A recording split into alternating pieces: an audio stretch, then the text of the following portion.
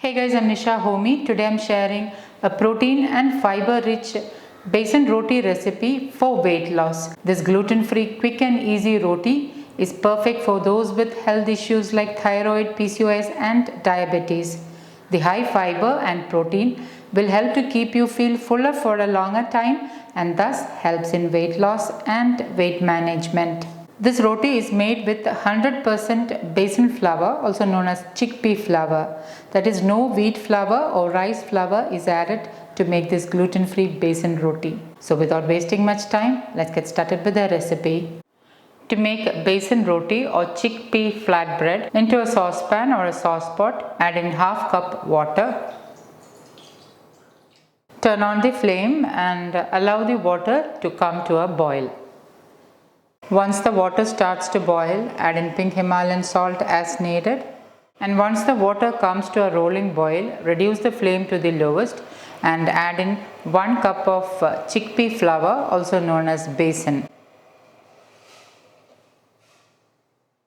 Give it a quick mix.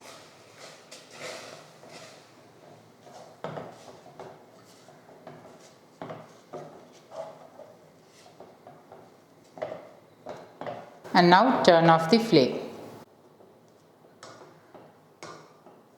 Into this add in 1/4 teaspoon freshly ground black pepper powder, half teaspoon turmeric powder. Today I am using Vigon turmeric, which has high curcumin content. Now when you are using turmeric, make sure you add at least a pinch of black pepper powder, as black pepper helps in better absorption of the active ingredient in turmeric known as curcumin. 1/4 teaspoon asafoetida, also known as hing. I have already shared how to make asafoetida powder at home. Please do check it out. 1/4 teaspoon roasted jeera powder, also known as cumin powder. Asafoetida and cumin powder helps with digestion. Some people may have digestive issues when consuming besan. Adding asafoetida and cumin powder helps to balance digestive issues when consuming besan flour. And now I'm going to mix all this really well.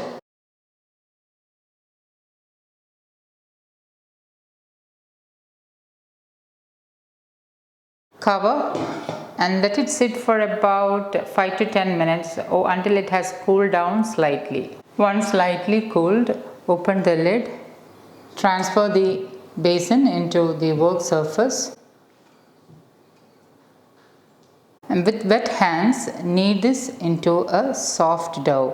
The dough is slightly warm at this stage, but not very hot to handle. You need to knead the dough with wet hands. If it is sticking to your hand, just wet your fingers and then knead. Like I mentioned earlier, those who have noticed having digestive issues when consuming besan, it is highly recommended that you use asafoetida and cumin powder in this roti. So knead it really well until it becomes into a soft and smooth dough, just like atta dough. Coating the dough with a little bit of desi ghee, just to prevent the dough from drying out. You can also add in desi ghee or any healthy fat like wood pressed oils in the dough while kneading. I'm going to allow it to rest for about 5 minutes or until it has cooled down completely. And once the dough has cooled down, I'm again kneading it a couple of times.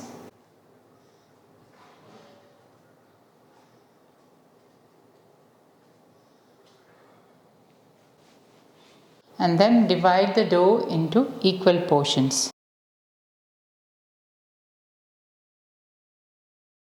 Before rolling out each roti, you need to knead it again with wet fingers. Even while kneading the dough, if you feel that the dough is not as soft as it should be, you can add in little water to help it knead it into a soft dough. You can also add in little desi ghee or wood pressed oil while kneading. It is highly important that you knead the dough, that is the dough which you have divided, before rolling out. Each time before you roll out, you need to knead the dough. And once the dough is rolled out, lightly flatten it out with your fingers. Dust some besan flour on top and coat it with the flour. Make sure that the dough is nicely coated with the flour. Roll it out into a thin round roti and make sure it is nicely coated with the besan flour. And once rolled out, you can trim the sides with a round lid.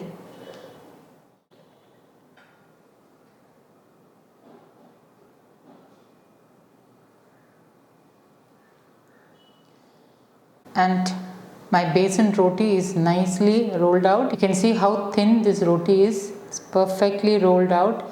Besan roti is grain free, so it's an ideal meal to include in your grain free diet. So dust off excess flour.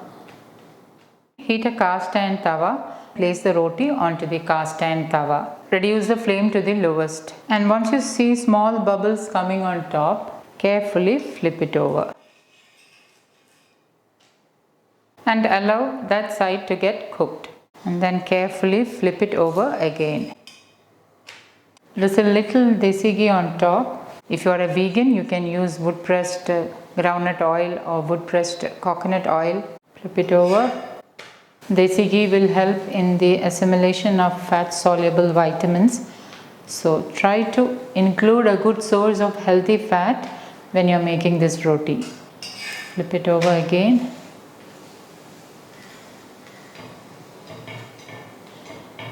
And the roti has puffed up and is nicely cooked. Served to a plate. You can enjoy this roti with any side dish or pickle of your choice. Repeat the same thing with the rest of the dough. So the dough might have dried out a little, and with wet fingers knead the dough again. Make sure you wet your fingers and knead so that the dough will be back to a smooth and soft dough.